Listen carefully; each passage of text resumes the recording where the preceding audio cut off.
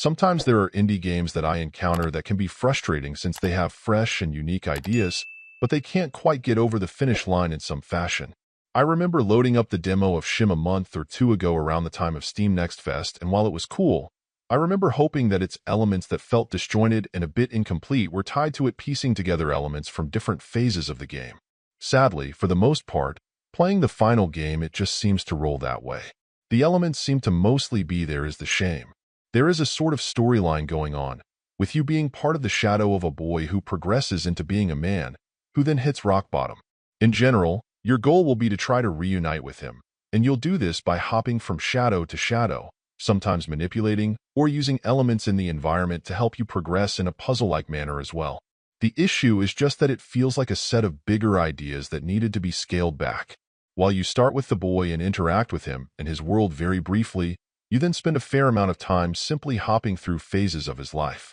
This does help you see your continued connection and understand a little more about his story, but it also feels glossed over and like a missed opportunity where you could continue to feel more of a bond with him. Some of the game's mechanics feel similarly underutilized, like your ability to sometimes interact with objects to do a variety of things. You will need to interact with things like lights quite a lot in particular in order to keep yourself moving, but it feels like there could have been even more ways to explore this capability and help the experience feel more varied. The primary problem I had, though, was the tendency for it to be hard to keep track of where I was supposed to be going, with the game's tendency to shift the camera on me further exacerbating the issue. So in the end, that left me with a game I liked, but was disappointed that it didn't allow me to like it more. This isn't likely the sort of thing developers like to hear, but I'd be fascinated to see what they'd be able to do with this core concept given some more time and opportunity to more fully and properly explore its possibilities.